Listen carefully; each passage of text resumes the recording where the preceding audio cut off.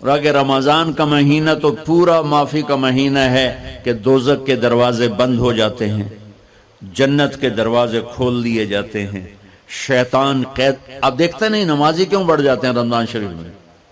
کہ وہ نامراد قید ہو جاتے.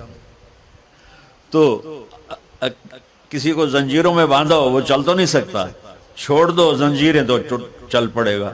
تو اللہ تعالی ہم سب کی حفاظت فرمائے، کوئی دعویٰ نہ کرے.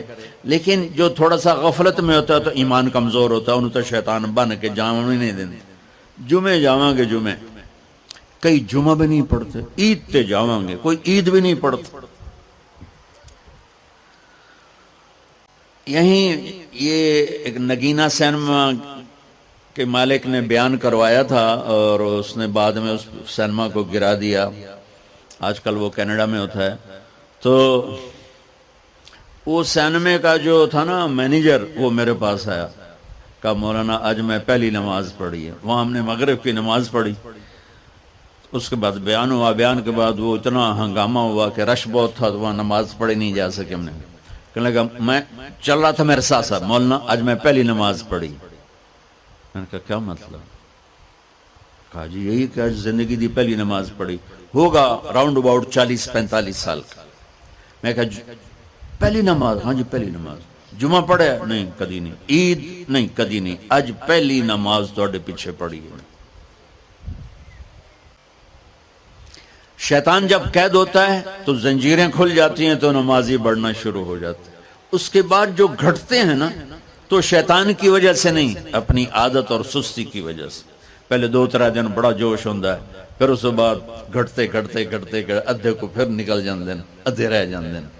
تو تراویح میں بھی پہلے پوری مسجد بھرے گی، پھر ایک صف جائے گی، پھر دوسری جائے گی، پھر تیسری جائے گی.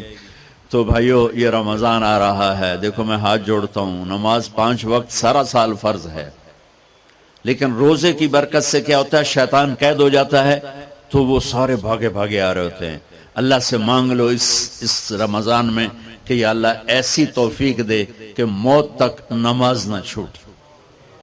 رمضان میں بہت سے لوگ رشوت لینا چھوڑ دیتے ہیں کہ نہیں جی ہن رمضان شریف آ گیا. رمضان شریف بھی تو آیا ہے، لیکن اصل میں شیطان قید ہوا ہے تو اب کہہ رہے نہیں ہوں رشوت نہیں لینی، مہینے بعد لواں گے. ڈنڈی مارنے والا کہتا ہے نہیں صحیح تولنا ہے، پھر رمضان تو بعد کٹھی کسر کر لواں گے. وہ کیا وجہ ہے پیچھے؟ ایک تو رمضان کی برکات ہیں، اور ایک شیطان کا قید ہونا ہے، اور ایک جنت کے دروازوں کا کھل جانا، دوزخ کے دروازوں کا بند ہونا، اللہ کے عرش کا پہلے آسمان پہ مستقل ڈیرا ڈال دینا، اور پھر اعلان کرنا ہے کوئی بخشش آنے والا ہے، کوئی معافی مانگنے والا ہے، کوئی توبہ کرنے والا ہے، کوئی جنت مانگنے والا ہے، کوئی دنیا مانگنے والا، آؤ مانگو.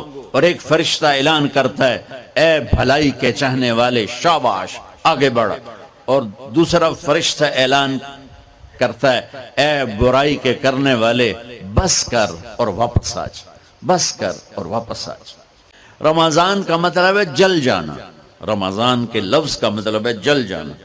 جلنے کا مطلب کیوں ہے اس میں؟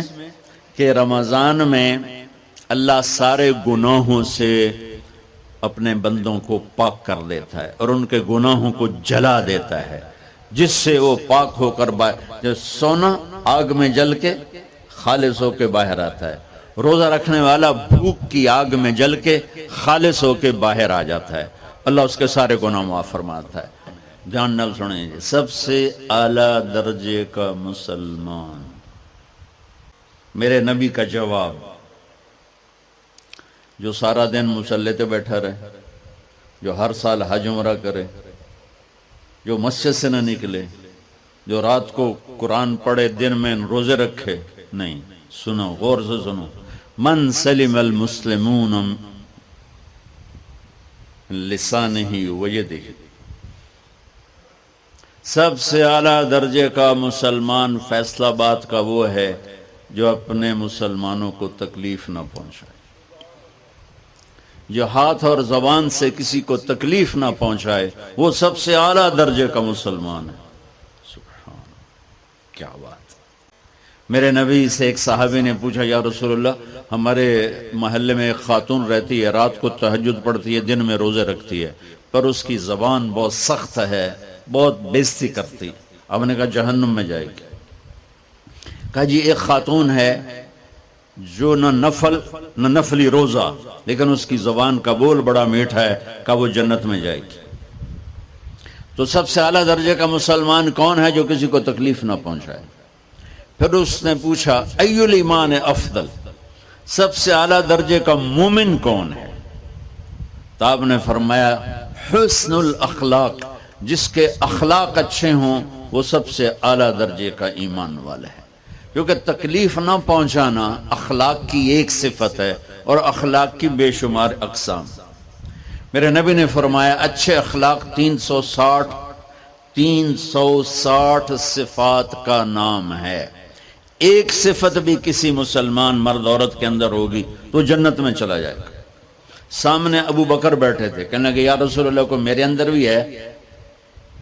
تو آپ نے فرمایا تیرے اندر ساری ہے، ساری تیرے اندر ساری. تو ابتدا بھی بتا دی، انتہا بھی بتا دی. اور عبادت بھی مسلمان کو اخلاق تک پہنچاتی ہے. اب سنو قرآن سے،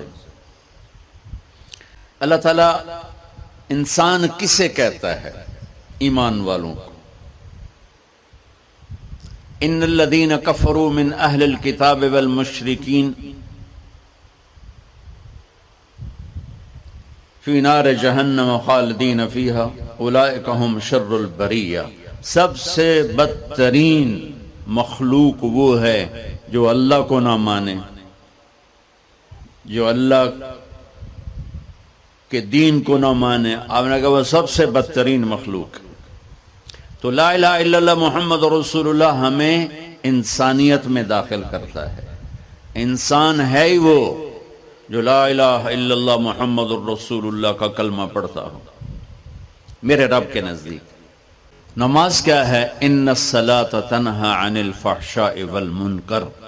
تم نماز پڑھو، یہ تمہیں بد اخلاقی سے بچائے گی اور یہ تمہیں گناہوں سے بچائے گی. تو نماز بھی انسان کو اخلاق تک لے جا رہی، فحاشی سے بچائے گی، گناہوں سے بچائے گی، اخلاق کی طرف سفر. روزہ آ رہا ہے، روزہ کس لیے ہے؟ کتب علیکم الصیام کما کتب علی الذین من قبلکم لعلکم تتقون. تم پر روزہ فرض کیا ہے جیسے پہلوں پہ کیا تھا تاکہ تم تقوی والے بن جاؤ. تقوی والے کون ہیں؟ وسارعوا الی مغفرۃ من ربکم وجنۃ عرضها السماوات والارض اعدت للمتقین. کہ میرے بندو دوڑو جنت کی طرف جو تقوی والوں کے لیے. متقی کون ہوں دن تقوی والے یا اللہ کا؟ الذین ينفقون فی السراء والضراء کا جو میرے نام پہ سخاوت کرتے ہیں، چاہے تنگ دست ہوں چاہے پیسے والے ہوں، چاہے تھوڑا مال ہوئے چاہے زیادہ مال ہوئے، وہ میرے نام پہ خرچ کر دیں. الکاظمین الغیظ جو غصے کو پی جاتے ہیں، والعافین عن الناس اور جو لوگوں کو معاف کر دیتے ہیں. اللہ تعالیٰ کہہ رہا ہے یہ تقوی والے ہیں. تو روزہ بھی اخلاق پہ لے جا رہا ہے. فمن فرض فیہن الحج فلا رفث ولا فسوق ولا جدال.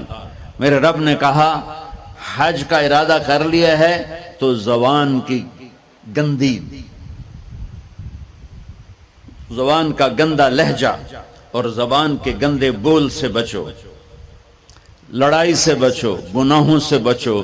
تو حج بھی میٹھے بول پہ لا رہا ہے، لڑائی سے بچنے پہ لا رہا ہے، نافرمانی سے بچنے پہ لا رہا ہے. خذ من اموالہم صدقۃ تطہرہم وتزکیہم بہا وصلی علیہم. میرا رب فرما رہا ہے میرے محبوب ان سے زکوٰۃ لیں اور ان کو پاک کریں اور ان کا تزکیہ کریں، ان کو ایک اچھا انسان بنائیں. زکوٰۃ ہو اخلاق بنتے ہیں، روزہ ہو اخلاق بنتے ہیں، حج ہو اخلاق بنتے ہیں، نماز ہو اخلاق بنتے ہیں، کلمہ ہو انسان بنتا ہے. یہ اتنا زور کیوں دیا ہے اخلاق پر کہ میرے بھائیو اچھا معاشرہ جو وجود میں آتا ہے وہ ایک دوسرے کو معاف کرنے سے وجود میں آتا ہے. مسجد نماز کے لیے ہے، اور نماز ایک انفرادی عمل ہے جو کر کے میں گھر چلا جاتا ہوں، دفتر چلا جاتا ہوں، پڑھوں نہ پڑھوں، نہ پڑھنے کا گناہ مجھ پر، پڑھنے کی نیکی مجھ پر۔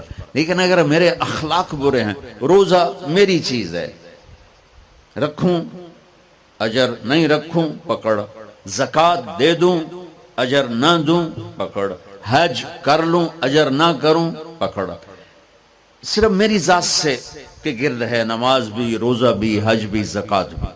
لیکن برے اخلاق جتنا معاشرے میں میرا اثر ہے وہاں سب تباہی پھیلا دیں گے، اور اچھے اخلاق جتنا معاشرے میں میرا اثر ہے وہاں خوبصورتی کو پھیلا دیں گے۔ عبادت چھپ جاتی ہے، میں نے فجر پڑھی ہے کہ نہیں پڑھی آپ کو پتہ ہے؟ بولو، آپ نے پڑھی ہے یا نہیں پڑھی مجھے کوئی پتہ ہے نہیں ہے، لیکن یہاں بیٹھ کے اللہ نہ کرے میں فرقہ واریت کی بات کروں، آپ سب کو پتہ چلے گا کہ نہیں چلے گا کہ مولوی اگلا رہا ہے، اور یہاں بیٹھ کے میں محبت کی بات کروں تو آپ کو پتہ چلے گا کہ نہیں چلے گا کہ یہ محمد مصطفیٰ صلی اللہ علیہ وسلم والے اخلاق بتا رہا ہے۔ تو اخلاق چھپتے نہیں، برے ہوں یا اچھے ہوں ظاہر ہوتے ہیں، اور سب سے زیادہ اس آدمی کا خاندان، جس آدمی کو بدتمیزی کی عادت ہے وہ بیوی کے دل کو برباد کر دے گا، ماں باپ کے دل کو برباد کر دے گا، اولاد کو برباد کر دے گا، دوستوں کو، نوکروں کو برباد کر دے گا۔ اس کے نوکر سامنے کہیں گے میاں صاحب، شیخ صاحب، سیڑ صاحب، خان صاحب، اتھے جا کے گالی کڈھن گے۔ اور جس کے اخلاق اچھے ہوتے ہیں وہ اپنے گھر کو خوبصورت بنا دیتا ہے، رشتوں کو خوبصورت بنا دیتا ہے، ملازموں کو خوبصورت بنا دیتا ہے، اپنے کاروبار کو، اپنی زندگی کو، ہر پہلو اس کا خوبصورت ہو جاتا ہے۔ اچھے اخلاق لباس کی طرح ہیں جو میرا ہر عیب چھپا لیتے ہیں، اور برے اخلاق ننگے آدمی کی طرح ہے جس کا ہر عیب سامنے آ جاتا ہے۔ اور اللہ کی رحمت اتنی طاقتور ہے کہ میرا رب فرماتا ہے، یہ تو میں نے 5 غلطیاں بتائی ہیں، لیکن میرا رب فرماتا ہے میرا بندہ میں تجھے عمر بھی دیتا ہوں، طاقت بھی دیتا ہوں، تو اتنے گناہ کر کے زمین فیصل آباد کی سے اٹھا کر آسمان کی چھت کو لگا دے، سوری دنیا گناہ گار ہو جائے نا تو آسمان کیا چاند تک بھی گناہ نہیں جا سکتے۔ اور میرا اللہ کہہ رہا ہے ایک مرد عورت اتنے گناہ کرے کہ آسمان کی چھت کو لگا دے، پھر صرف ایک دفعہ مجھے کہے یا اللہ معاف کر، تو میں سارے ہی معاف کر دوں۔ تو بھائیو یہ رات بھی معافی مانگنے کی ہے۔ تو میرے عزیز اور رمضان شریف آ رہا ہے، اپنے دل کو کینہ سے صاف کرو، بغض سے صاف کرو، نفرت سے صاف کرو، کسی سے لڑے ہوئے ہو اللہ کے واسطے صلح کر لو، یہ لڑنے کی جگہ نہیں ہے، محبت کر کے جاؤ تو اللہ بڑے اونچے عالی درجات نصیب فرمائے گا۔ اور اللہ تعالیٰ موقع دے تو رمضان میں ایک 3 دن تبلیغ میں اللہ کے راستے میں ضرور لگا لینا۔ تو سارے بھائی نیت کرتے ہو؟ سنتیں پڑھ۔ اللہ نے زکوٰۃ فرض کی ہے تو زکوٰۃ نکالو۔ اب تو اتنے حالات ہیں کہ متوسط طبقہ بھی زکوٰۃ کا مستحق ہے، اپنے زکوٰۃ سے بڑھ کے نکالو، چونکہ زکوٰۃ دینے والا بخیلوں سے تو نکل جاتا ہے لیکن سخیوں میں داخلہ اس سے اوپر کرے گا تو ہوتا ہے۔ 2,500 دے دیا نا 1 لاکھ میں سے تو باپ پہ بخیل کا لیبل نہیں لگے گا، لیکن سخی کا بھی نہیں لگے گا، اوپر چوانی خرچ کر دو تو ایک سٹیپ آپ آ جائیں گے۔ سخی بن کے زندگی گزارو، لوگوں پہ خرچ کرنے کا مزہ بہت ہے، جوڑنے کے مزے سے زیادہ لگانے کا مزہ ہے۔ تو رمضان آ رہا ہے، خرچ کریں، زکوٰۃ سے بڑھ کر دیں، انتہائی ضرورت مند ہیں ہمارے لوگ۔